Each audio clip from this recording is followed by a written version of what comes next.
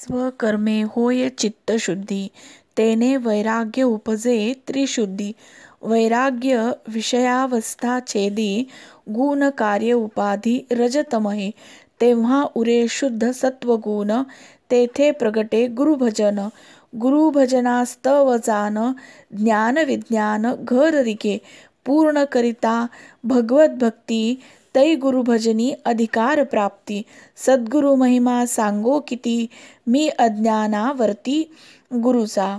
गुरु ज्यावरी अनुग्रहो करी, त्यासी मी भगवंत उद्धरी. आदरे वावोनिया शिरी, निज ऐश्वर्यावरी बैसवी. गुरु परमात्मा परेशू, ऐसा जयाचा विश्वासू.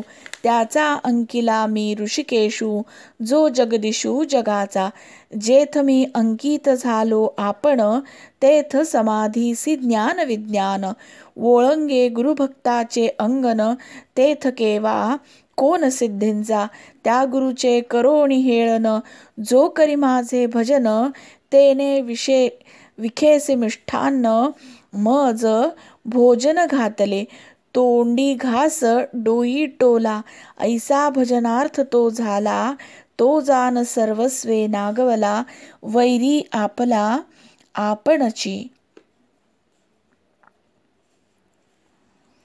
स्वकर्माने चित्तशुद्धी होते आणि त्यामुळे खरे वैराग्य प्राप्त होत असते. वैराग्य हे विषयासक्तीचा नाश करून गुणकार्याची जी उपाधी, जे रज तम त्यांनाही बंधन घालते. तेव्हा शुद्ध सत्वगुण शिल्लक राहतो. त्यामुळे गुरुभजनाचा छंद लागून ज्ञान विज्ञान घरात प्रवेश करत असते. पूर्ण भगवत भक्ती केली असता गुरुभजनाचा अधिकार प्राप्त होत असतो. सद्गुरूंचा महिमा किती वर्णन करावा. मी गुरूंचा आज्ञाधारक आहे. गुरु ज्याच्यावर अनुग्रह करतो, त्याचा मी भगवंत उद्धार करीत असतो. त्याला मोठ्या आवडीने मस्तकावर घेऊन आपल्या ऐश्वर्यावर बसवीत असतो.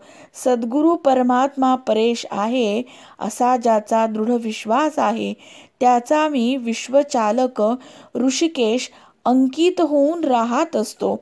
मीच जेव्हा स्वतः अंकित होतो, तेव्हा समाधीसह वर्तमान ज्ञान विज्ञान हेही गुरुभक्ताच्या घरी येतात. त्यापुढे सिद्धींचा तो काय पाड. अशा सद्गुरूंचा अवमान करून जो माझे भजन करतो, तो जणू काय विषयुक्त मिष्ठान्नाचे मला भोजन घालतो. तोंडात घास घालावयाचा आणि कपाळावर टोला द्यावयाचा, अशा प्रकारचे ते भजन होय.